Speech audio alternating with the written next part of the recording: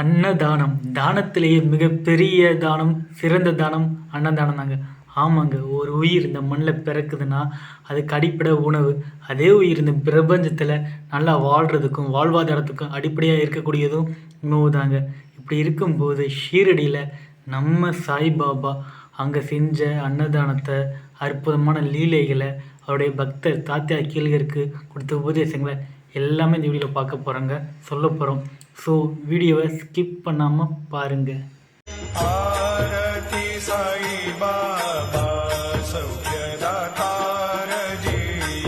ஓம் சாய்ராம், ஜெய் சாய்ராம்.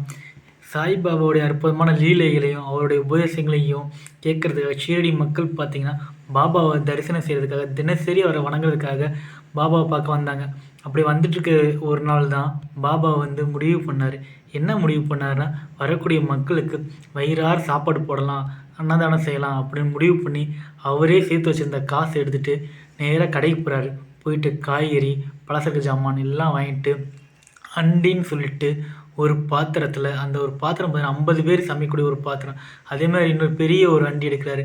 அந்த ஹண்டியில் பார்த்தீங்கன்னா அது 100 பேர் சமையல் செய்யக்கூடிய ஒரு ஹண்டிங்க. அப்படி எடுத்து ரெண்டையும் வைக்கிறாரு. வச்சு என்ன செய்கிறாருன்னா, வரக்கூடிய பக்தர்கள் வந்து நம்மளை தரிசனம் செஞ்சுட்டு அவங்களுக்கு நம்ம கையாலேயே வரக்கூடிய பக்தர்களுக்கு சாப்பாடை வந்து பரிமாறணும் அப்படின்ட்டு என்ன செய்கிறாருன்னா சமையல் செய்கிறாருங்க. அப்படி பார்த்தீங்கன்னா ரொம்ப இன்ட்ரெஸ்டிங்கான ஒரு விஷயம். அவர் என்ன பண்ணுறாருன்னா, அவருடைய சமையல் வந்து சாப்பாடு அரிசியை போட்டுக்கிறாரு. போட்டு காய்கறி எல்லாமே வந்து கலந்துக்கிறார். கலந்துட்டு என்ன பண்ணுறாருன்னா, அதை கிளறதுக்காக கரண்டியை தேடுற அப்படிங்க. ஆனால் பார்த்தீங்கன்னா கரண்டியை காணாங்க. உடனே அவர் என்ன பண்ணுறாருன்னா, கையில் இருக்க அந்த ட்ரெஸ்ஸில் ஃபுல் ஹேண்ட் போட்டு பார்த்தீங்களா, அதை உடனே மடிச்சிட்டு அப்படி மடிச்சுட்டு அவரே உள்ள கையை விட்டு அப்படியே கிளறாருங்க. அங்கே இருந்த பக்தர்கள் பார்க்குறாங்க, பாபா கையில் ஏதாவது ஆயிரப்போகுது பாபா அப்படிங்கிறாங்க. ஆனால் ஒன்றும் ஆகாது அப்படின்ட்டு அவரே சமையல் செஞ்சு இது பண்ணுறாரு. அப்போயே ஒரு பக்தர் இருக்கிறார், பாபா நீங்கள் எதுக்கு பாபா அப்படி கஷ்டப்படுறீங்க? நான் வந்து நாங்கள் எல்லோரும் இருக்கோம், நாங்கள் வந்து உங்களுக்கு உதவி பண்ணுறோம், நீங்கள் அமைதியாக போய் உட்காருங்க பாபான்னு சொல்லும்போது அதுக்கு பாபா சிரிச்சுட்டு அழகாக அற்புதமாக சொல்கிறாரு, இல்லை இது வந்து சாதாரண உணவு அல்ல, இது பரமாத்மா உணவு. நம்மளை பார்க்கக்கூடிய வரக்கூடிய பெரும்பாலும் ஏழை எளியவர்கள் தான் வராங்க. வரக்கூடிய ஏழை மக்கள் வந்து வயிறார சாப்பிடணும் அப்படின்ட்டு இந்த உணவை வந்து நானே என் கையால் பரிமாறும்போது எனக்கு மிகப்பெரிய ஒரு சந்தோஷம் கிடைக்குது.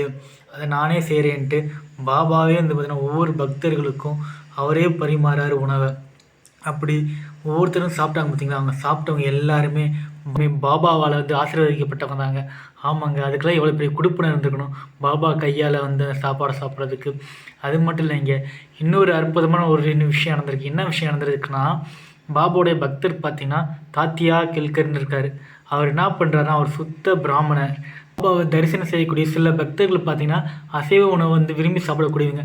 ஆனால் பாபா வந்து என்ன பண்ணாருன்னா, யாருக்கெல்லாம் அசைவ உணவு பிடிக்குமோ அவங்களுக்கு தனியாக ஒரு சமையலாகவும், அசைவ உணவு பிடிக்காதவங்க சைவம் மட்டும்தான் சாப்பிடக்கூடிய அவங்களுக்கு தனியாகவும் பாபா வந்து அவர் கையாலேயே சமைச்சு அவர் கையாலே பரிமாறினாருங்க. அப்படி தாங்க என்ன நினச்சின்னா, தாத்தியா கேள்கர் பார்த்தீங்கன்னா அவர் சுத்த பிராமணன் சொன்னேன்னா, பாபா வந்து அவர் கூப்பிட்டு இது மாதிரி வந்து கறி எடுத்துகிட்டு வாங்க, மாமிசம் வாங்கணும், நீங்கள் போய் நீங்களே போய் வாங்கிட்டு வாங்க அப்படின்னு பாபா சொல்கிறாரு. அவரும் தாத்தியா கேள்கர் எதுவும் சொல்லலை. சரின்னு சொல்லிட்டு போகலான்னு சொல்லி கிளம்பி போகிறாரு. உடனே பாபா கூப்பிட்றாரு, வாங்க நீங்கள் வந்து மாமிசம் வாங்க வேணாம், சரி அந்த வந்து நான் வந்து இன்னொருத்தர் இருக்கார், அந்த பக்தர்கிட்ட நான் கொடுத்து வாங்க சொல்லிக்கிறேன், நீங்கள் வாங்காதீங்க அப்படின்ட்டு பாபா வந்து சரின்னு சொல்லிட்டாரு. ஏன் சொல்கிறேன்னா, பாபா வந்து ஒரு சத்குரு. அவர் சொன்னோடனே எந்த ஒரு சீடர் வந்து அப்ஜெக்ஷன் பண்ணாமல் அவர் சொல்லக்கூடிய விஷயங்களை அப்படியே கேட்டு அதை செய்கிறாங்க பார்த்தீங்களா, அப்படி செய்யக்கூடிய விஷயம் தாங்க உண்மையாக நம்மளுடைய குருவுக்கு நம்ம வணங்கக்கூடிய ஒரு மரியாதை கொடுக்கக்கூடிய ஒரு விஷயங்க. ஸோ அதே மாதிரி தாங்க தாத்தியா கேள்கரும் செஞ்சார் இந்த விஷயத்த. இதோடு மட்டும் இல்லாமல் அடுத்து இன்னொரு நிகழ்வு என்ன நடந்துச்சுன்னா, அந்த பாபா சமைச்சிட்ருக்காரு. சமைச்சிட்ருக்கும்போது தாத்தியா கேள்கர் வர அப்படி வந்த உடனே, இது வந்து மாமி சொல்லுவாங்க, நான் சமைச்சிட்ருக்கேன், நீங்கள் என்ன பண்ணுறீங்கன்னா அந்த கரண்டி இருக்குது, அந்த கரண்டி எடுத்துகிட்டு வந்து அடியில் கொஞ்சம் கிளறி பாருங்கள், பார்த்துட்டு அதை வந்து சுவைச்சு பாருங்கள் எப்படி இருக்குன்னு அப்படின்னு வந்து பாபா சொல்கிறார். தாத்தியா கேள்கர் ஷாக்கிங்காக நிற்கிறாரு. ஸோ நம்ம வந்து பிராமணர், நம்ம வந்து அசைவம் சாப்பிட மாட்டோமே, ஆனால் பாபா சொல்கிறாரே அப்படின்ட்டு யோசிச்சுட்டு நிற்கிறாரு. அப்புறம் திருப்பி பாபா என்ன சொல்கிறாருன்னா, நீங்கள் வந்து கூட கிளற வேணாம், நான் கிளறேன் அப்படின்ட்டு அடியில் இருக்கிறத லைட்டாக கிளறி பாபா என்ன பண்ணுவார், அவர் கையை வந்து உள்ளே அந்த இந்த ஹண்டிக்குள்ளுக்குள்ளேயே விட்டு பாத்திரக்குள்ளேயே விட்டு அது லைட்டாக ஒரு சின்ன ஒரு கறி மாதிரி இருக்குது. கறி மாதிரியாக தாங்க இருக்குது, ஆனால் உண்மையிலே கறி இல்லை அது. அது அப்படியே எடுக்கிறாரு, எடுத்து சுவைச்சு பாருங்க அப்படின்னு தாத்தியாக்கள்கிட்ட கொடுக்குறாரு. தாத்தியாக்களுக்கு அப்படி மேலேங்களையும் முழிக்கிறாரு. முழிச்சிட்டு தயங்கி நிற்கிறாரு. சரி பாபா கொடுத்துட்டாரு, நம்முடைய குரு நம்முடைய கடவுள் கொடுத்துட்டாரு, எது செஞ்சாலும் நம்ம நல்லது தான் செய்வார் அப்படின்ட்டு அவர் எதுவுமே இது பண்ணாமல் பொறுமையாக எடுத்து சாப்பிட்றாப்பிடிங்க. அதுக்கப்புறம் பாபா சொல்கிறாரு, அது மாமிச உணவே இல்லை, அது சாதாரண சைவ உணவு தான். நீங்கள் பயப்படுற மாதிரி அது மாமிசமே நான் இது பண்ணல. ஏன்னா குருவுக்கு தெரியும் தன்னுடைய சீடருக்கு எது கொடுக்கணும் கொடுக்கக்கூடாதுன்னு. தன்னுடைய சீடருக்கு எந்த ஒரு வழிகாட்டியாக நம்ம இருக்கணும்னு குருவுக்கு நல்லா தெரியும்.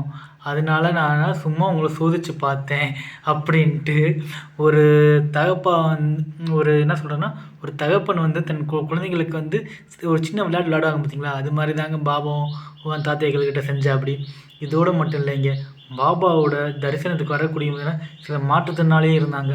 அவங்களையும் பாபா உட்கார வச்சு முதல்ல சாப்பாடு கொடுத்தாருங்க, பரிமாறினார். ஸோ இப்படி ஒவ்வொருத்தருக்கும் பார்த்திங்கன்னா பாபா நிறைய அற்புதமான உபதேசங்கள் கொடுத்தது மட்டும் இல்லாமல் வயிறார சாப்பாடு போட்டாருங்க. ஏன்னா அன்னதானங்கிறது மிக சிறந்தது, மிகப்பெரியதுங்க. இதோடு மட்டும் இல்லாமல் நம்மளும் பாபாவோட வழியை பின்பற்றும்.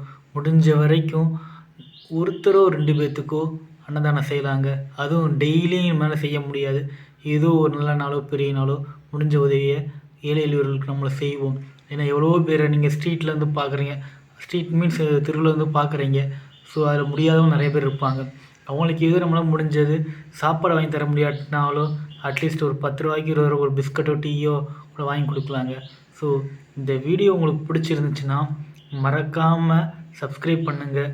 சாய்பாபாவுடைய பக்தர்களுக்கும் ஆன்மீக நண்பர்களுக்கும் இந்த வீடியோ ஷேர் பண்ணுங்கள்.